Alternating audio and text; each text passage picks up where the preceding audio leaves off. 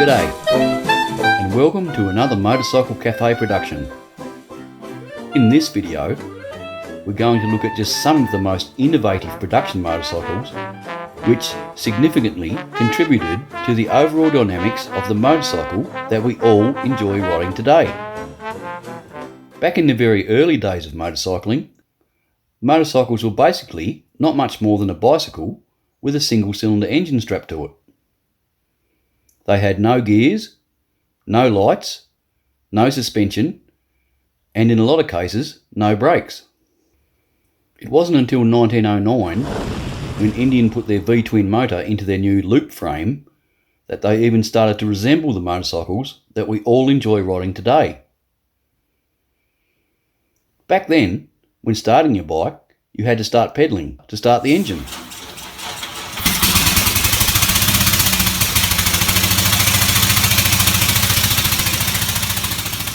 About the same time across the Atlantic, an ingenious man named Alfred Scott started producing a very special motorcycle. Although it still more resembled a bicycle, it was in fact a very innovative and unique design. It was the year 1910, and his design featured a 450cc twin-cylinder two-stroke engine, which produced 3.5 horsepower. Notice first that the engine was actually water-cooled. Internally though, the engine also featured rotary valves to control the inlet and the scavenge phases of its two-stroke engine. Both features that riders decades later were led to believe was the latest thing. The bike also featured a chain-driven 2-speed transmission, which was operated by foot pedal. Most other manufacturers at the time just had the one gear. But it doesn't end there. It also featured a very early type of telescopic front forks. These forks, however, had no damping, so you could just imagine how bad the handling would have been. Scott never persevered with these telescopic forks, and their later models all had girder forks. It was another 2 decades before telescopic forks were revisited by other manufacturers. Yet another innovation was that the Scott motorcycle had a kickstarter, which worked on the rear wheel, the very first kickstarter ever seen on a motorcycle. Remember, this is the year 1910.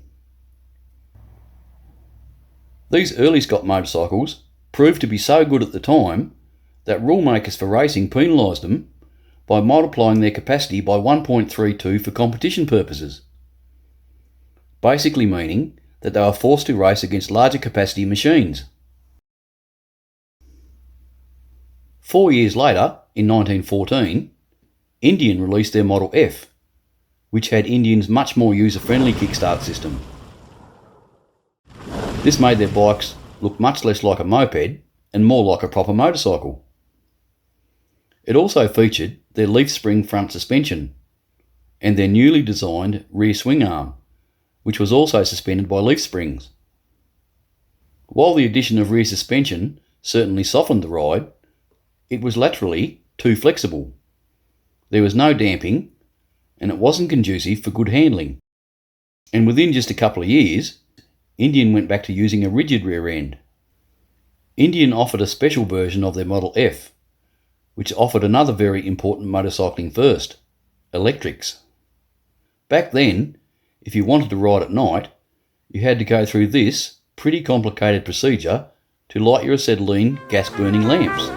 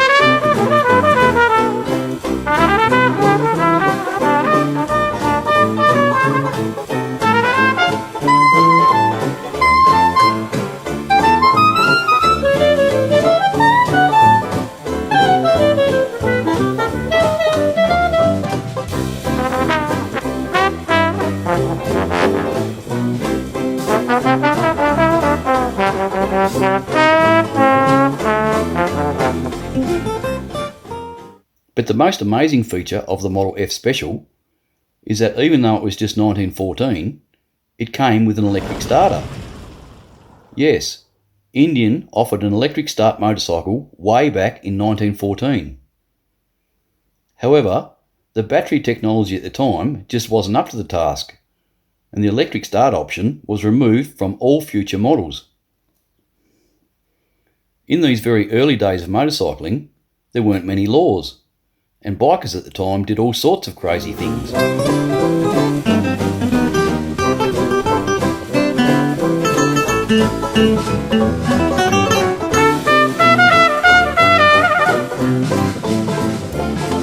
But in reality, it was the police who were the mad buggers.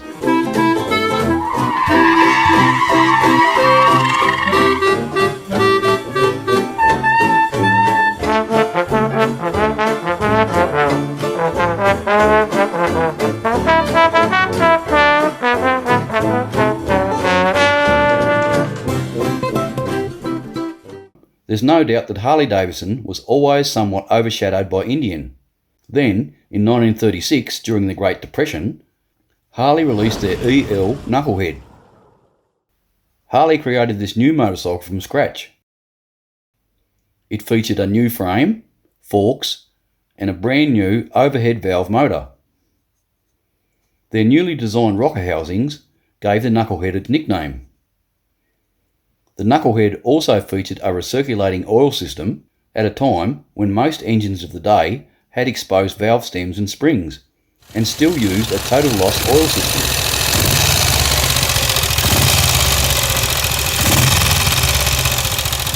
Resulting in an unpleasantly messy and oily ride. The oil was pumped from the oil tank to the bottom of the engine and then up to these rocker cutters, in which all the internals were drilled with multiple passages. This pressurised dry sump lubrication system also boosted oil pressure as the engine speed increased. It was all pretty amazing stuff back in 1936. Its innovative engine design, high performance and reliability set a new motorcycle standard, and its iconic styling has influenced the design and engineering of many modern motorcycles. In 1938, Triumph released another sensational motorcycle, their 500cc Speed Twin. While there were some other vertical twins before it, the Speed Twin was lighter, narrower and faster.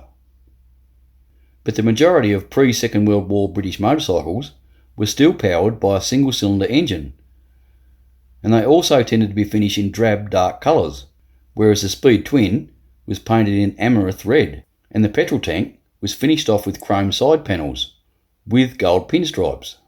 The motorcycle not only outperformed its rivals, but it also looked much better, and it certainly got the public's attention, like no other machine had ever done before it. The only motorcycle since to have such a profound influence was Honda's 4-cylinder CB750 in 1969. It was also much easier to start than a single. It produced more torque and could run at higher revolutions without stressing the engine. And its power delivery was much smoother. It produced 26 horsepower and top speed was 93 miles per hour, which was truly amazing for a 500cc bike at that time.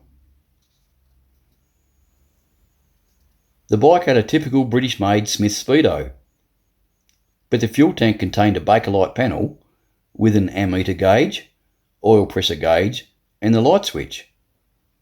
But the panel also included an integrated inspection light that detached from the tank using an electrical extension line. This allowed the light to be shone over various parts of the bike at night time, and this was all standard equipment. The Triumph Speed Twin revolutionised the British motorcycle industry for the next 40 years. Post-war models included the 5TA, which had a broad valance front mudguard and Triumph's rear bathtub fairing enclosure, so named because it looked like a small upside-down bathtub. It was designed to keep road and chain dirt away from the rider. But it wasn't a particularly popular upgrade, and many American dealers removed it before sale. The Speed Twin was one of the very first motorcycles in which accessory front fairings were available for. Get the fuck out of here! Oh, yes. In 1965, Honda released one of the most significant motorcycles in their history, the CB450 Black Bomber. It was the world's very first mass-produced road-going motorcycle with double overhead camshafts. It was technology that was only offered on racing bikes at the time. At a time when most bikes topped out at about 6,500 to 7,000 RPM, this enabled the little Honda to safely rev to its 9,500 redline. The bike put other manufacturers, particularly the British, on notice. In 1965, British bikes still had 6-volt electrics. The Black Bomber had a much more reliable 12-volt system. It also featured an electric starter and a horizontally split crankcase to eliminate oil leaks. Even though its engine was just a 440cc parallel twin, it produced 43 horsepower, and its top speed was a tad under 105 miles per hour. At the time, Honda claimed a quarter mile time of 13.9 seconds, but period road tests indicate that between 14.4 and 15.2 is a much more accurate figure. It was the bike that opened the floodgates for Japanese motorcycles. If the British and American manufacturers had taken a bit more notice of this new kid on the block, they may have seen what was about to come, but they didn't, and they suffered the consequences. The Honda CB450 Black Bomber was indeed the very first nail in the coffin. But just on a personal note, I'd rather have a Bonnie any day. Cheers.